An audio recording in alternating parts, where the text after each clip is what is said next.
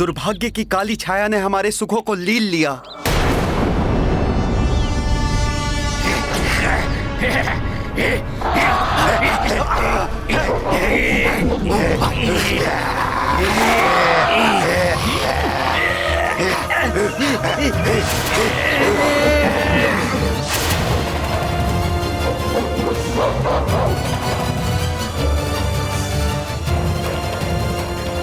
देख रहे हो, हनुमान है वहां। उसे कदापि ज्ञात नहीं होना चाहिए कि मैं मायावी वानराक्ष अपने मायावी अनुचरों के साथ इनके ऊपर दृष्टि रखे हुए हूँ। कोई ध्वनि नहीं, कोई हलचल नहीं। शांति से अनुसरण करो मेरा।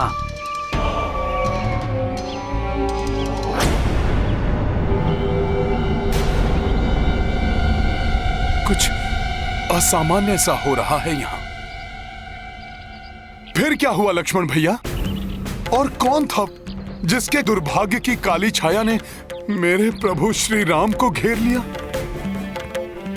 कहीं ये वो तो नहीं जिसने सीता माता का हरण किया था? इसका कारण राक्षसी शूर्पणखा थी। एक बार वन में भैया को देखकर वो उन पर मोहित हो उठी। उसने भैया के समक्ष विवाह का प्रस्ताव रखा। भैया ने मना किया तो मेरे पास आई।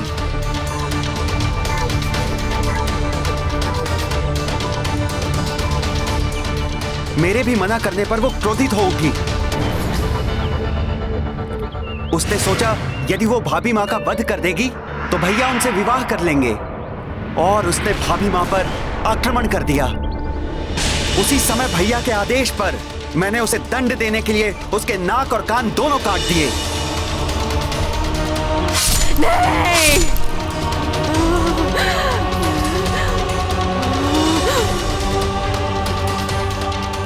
ये सब यहीं समाप्त नहीं हुआ। प्रतिशोध की अग्नि में जलती हुई शूर्पणखा महाराक्षसों खरदूषण और उनकी 14 सहस्त्र सेना के साथ आ गई। शूर्पणखा के अपमान का प्रतिशोध तुम्हारे वध से पूरा होगा वनवासियों।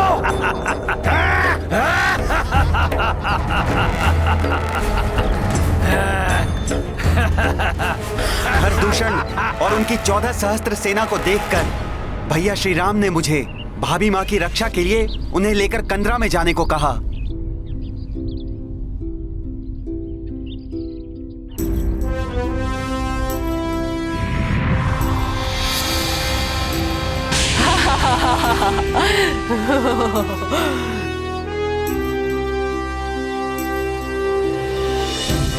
और तब बड़े भैया ने अकेले ही खरदूषण और उनकी सेना का सामना किया।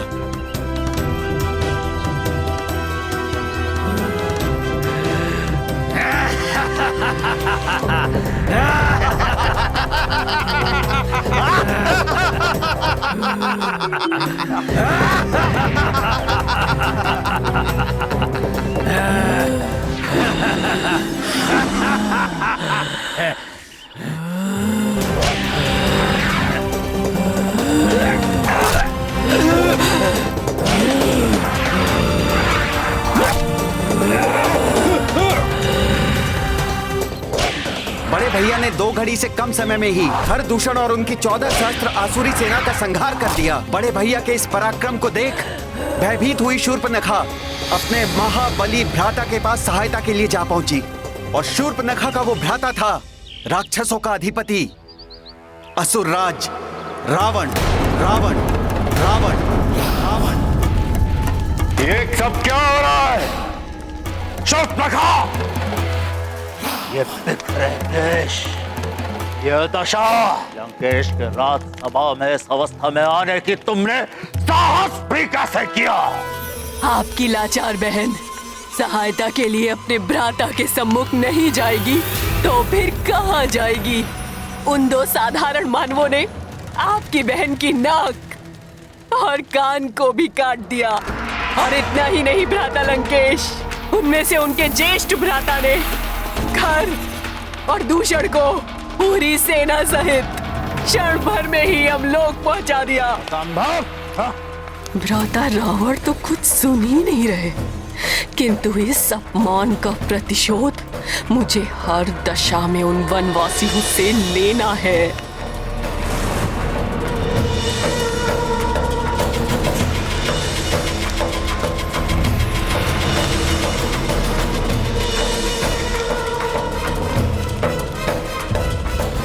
सुंदर, अति सुंदर।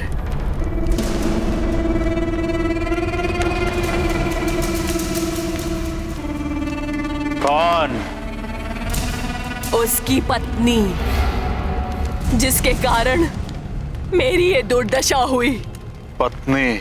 हाँ भ्राताश्री, युगों से ऐसी सुंदर स्त्री पृथ्वी पर पहले कभी नहीं जन्मी होगी। ये क्या कह रही हो तुम? मैं सत्य कह रही हूँ भ्राताश्री।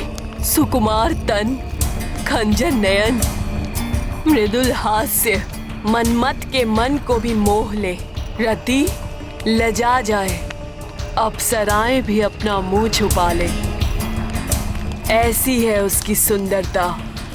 भ्राताश्री, उसका स्थान उस वन में नहीं, इस लंका में होना चाहिए। लंकाधीश के साथ होना चाहिए। चिंता ना करो बहन, मैं जानता हूं कि मुझे क्या करना है। और फिर रावण की योजना अनुसार उसका मामा मारीची स्वर्ण मृग का वेश धारण करके आया और भाभी मां को अपनी ओर आकर्षित करने में सफल हो गया।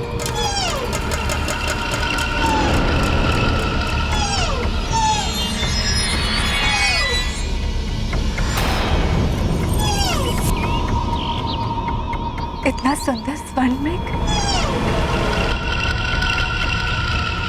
उस स्वर्ण मृग ने भाभी मां को ऐसा लुभाया कि वो बड़े भैया से उसे लाने के लिए हट कर बैठी।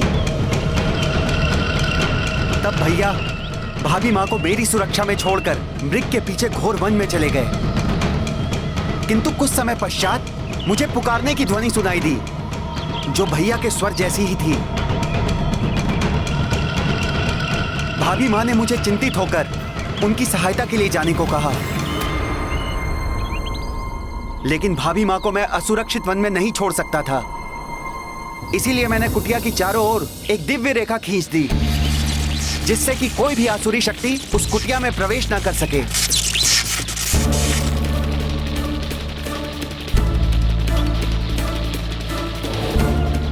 आज्ञा दे माता।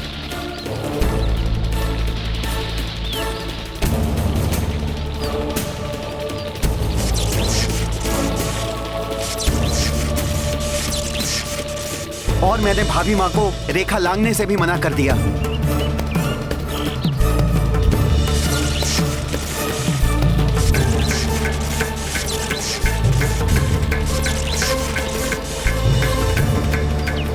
फिर क्या हुआ लक्ष्मण भैया? मेरे कुटिया से जाते ही योजना अनुसार रावण वहां पहुंच गया। उसने कुटिया में प्रवेश करना चाहा तो मेरी खींची हुई दिव्य रेखा ने उसे रोक दिया।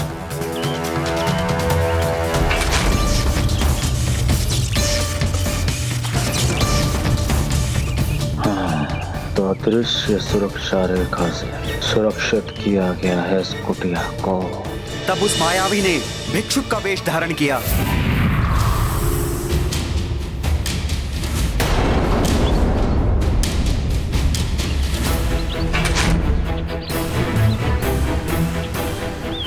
और भिक्षा मांगने का ढोंग करने लगा। उसने छल से भाभी मां को दिव्य रेखा लांघने पर विवश कर दिया। जैसे ही भाभी मां ने रेखा लांघी,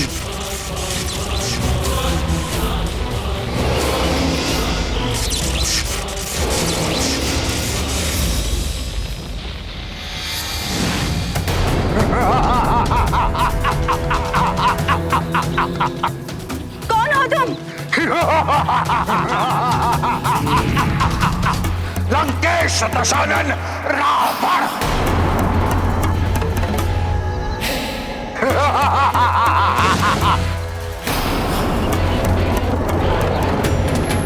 स्वामी, मेरी रक्षा कीजिए नाथ। प्रभु मेरी रक्षा कीजिए, रक्षा कीजिए। और भाभी माँ को अपहरित करके अपने पुष्पक विमान से ले गया। मेरी रक्षा कीजिए नाथ, प्रभु मेरी रक्षा कीजिए, रक्षा कीजिए।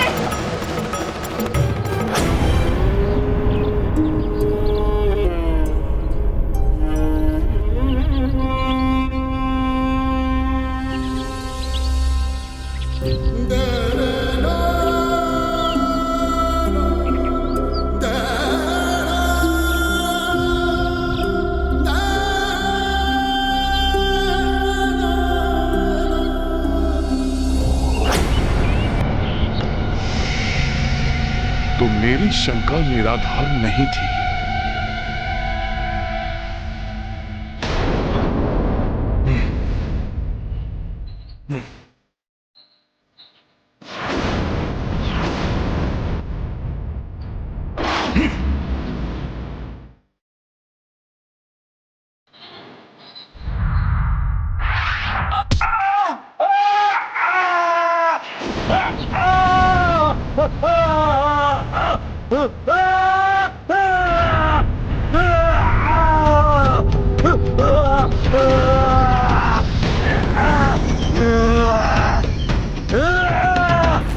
हनुमान, वो किष्किंधा के मायावी गुप्तचर हैं।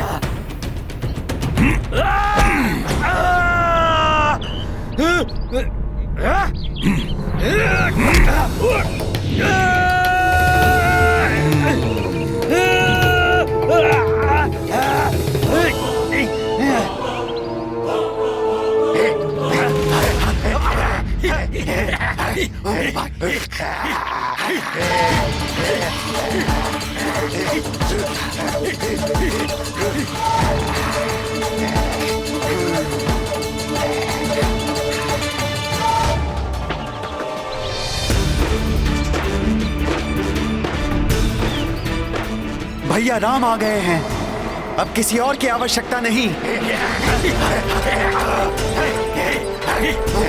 इस प्रकार बचकर नहीं जा पाओगे तुम सब यहां से।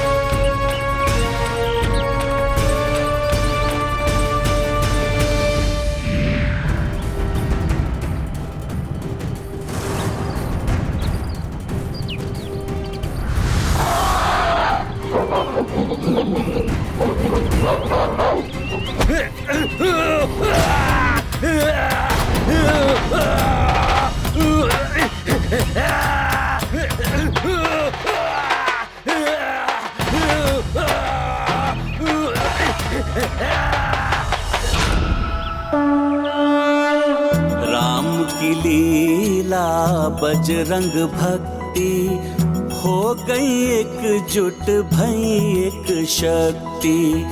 दुष्टों का मिलकर संहार करते दो तारणहार।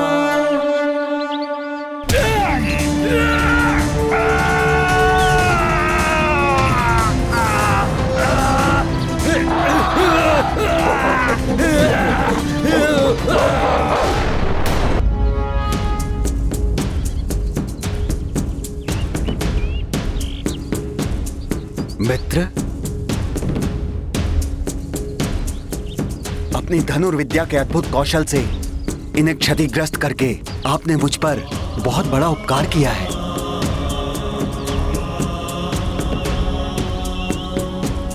अन्यथा ये वाली भैया तक मिथ्या सूचना पहुंचाते कि मैंने उनका वध करने के लिए किसी योद्धा को नियुक्त किया है, या आपसे मित्रता कर उनको परास्त करने का उपाय कर रहा हूं। मित्रता? हाँ भ्राता सुग्रीव, ये तो अति उत्तम विचार है। क्षमा कीजिएगा, छोटा मुंह और बड़ी बात कहने का साहस कर रहा हूं। अपने राजपाट और जीवन संगिनी के सानिध्य से वंचित आप दोनों एक ही पीड़ा से ग्रस्त हैं। यदि आप दोनों में मित्रता हो जाए तो आप दोनों एक दूसरे की सहायता कर सकते हैं। एक दूसरे की सहायता? सावधान मित्र हनुमान, यदि ये सूचना वाली भैया तक पहुंच गई फिर तो संभवतः वो मेरे अंत का प्रबंध कर देंगे। शाल के विशालकाय वृक्षों को मुग्धर बनाकर अपना व्यायाम करने वाले, अपने मुष्टि के प्रहार से पर्वतों को धूल में परिवर्तित करने वाले, दुंदुभी जैसे राक्षस का वध करके उसे कई योजन दूर फेंकने की शक्ति रखने वाले,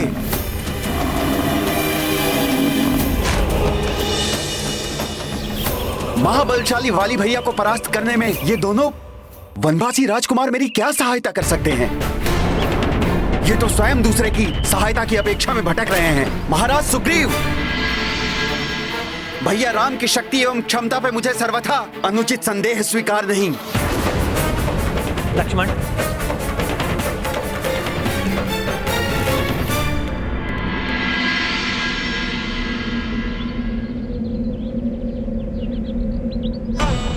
क्षमा करें आर्य।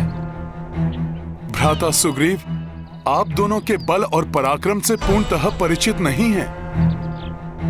इसीलिए वो प्रभु के सामर्थ्य पर विश्वास करने में असमर्थ हैं।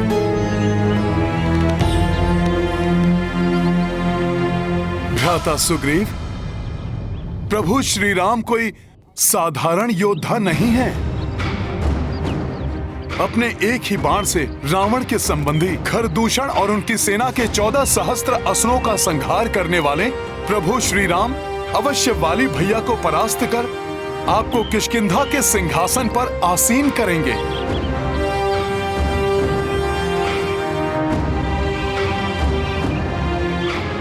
उसके पश्चात आप सीता माता को ढूंढने में उनकी सहायता कीजिएगा। हनुमान, श्री राम अवश्य ही प्रवीण योद्धा हैं, किंतु दशानन रावण को सहजता से हराने वाले वाली भैया का वध करना तो दूर, उन्हें युद्ध में पराजित करना भी इनके लिए असंभव है।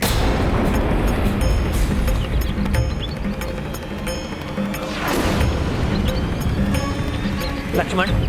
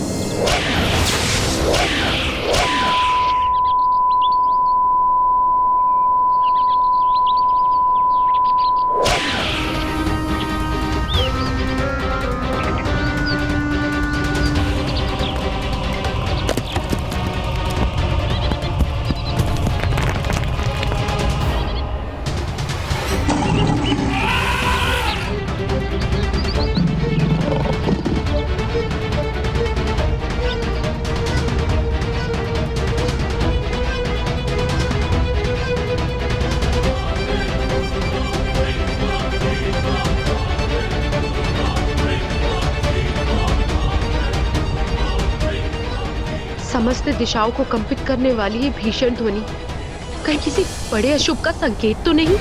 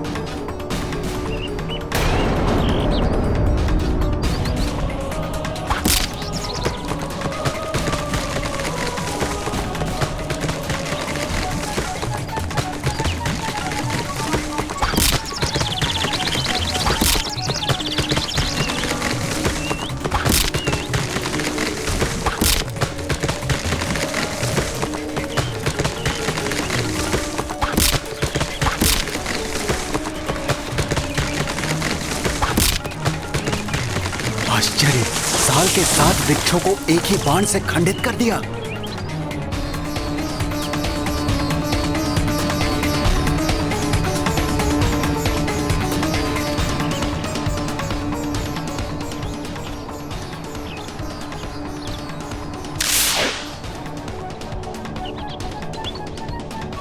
उसी एक बाण से दुंदुभी के विशाल काय अस्थि पंजर को अनेकों योजन दूर फेंक उस पर्वत को कण कण में खंडित कर दिया।